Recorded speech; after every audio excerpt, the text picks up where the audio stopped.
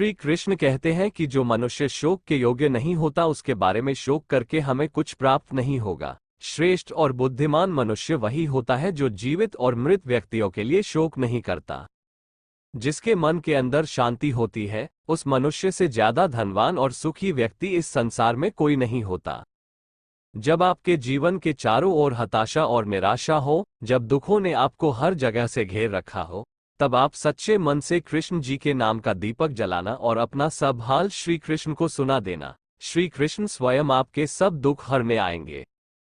महान व्यक्ति वो नहीं होता जो धनवान हो, बल्कि महान व्यक्ति वह होता है जो जीवन में कभी किसी का अपमान नहीं करता और ना ही खुद का अपमान कभी सहता है।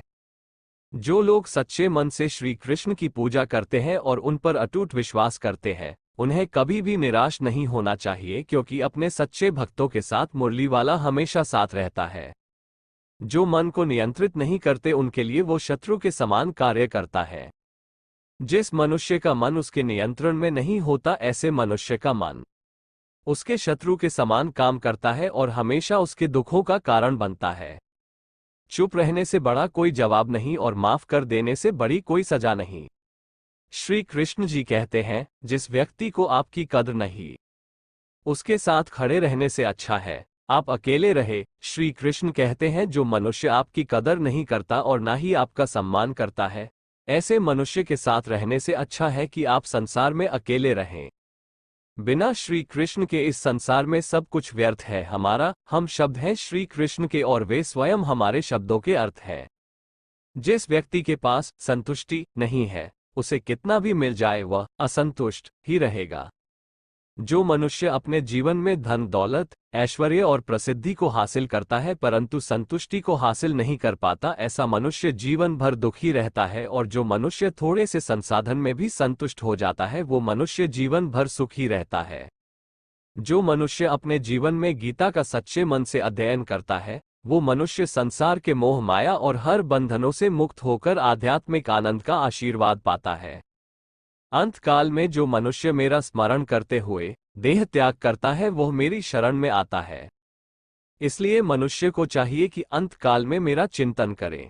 जो भी मनुष्य अपने जीवन के अंतिम समय में मेरा संस्मरण करते हुए अपने देह का त्याग करेगा, वो मनुष्य मेरी शरण में आता है और जीवन के मोह माया से मुक्ति प्राप्त करके मोक्ष की प्राप्ति करता है। मनुष्य अपने सच्चे हृदय से जो दान दे सकता है, वह अपने हाथों से नहीं दे सकता। और मौन रहकर हम जो कह सकते हैं, वो हम अपने शब्दों से नहीं कह सकते। इस संसार में मनुष्य किसी भी रूप में बड़ा नहीं होता, बल्कि मनुष्य के पीछे जो ताकत खड़ी होती है वो ज्यादा बड़ी होती है।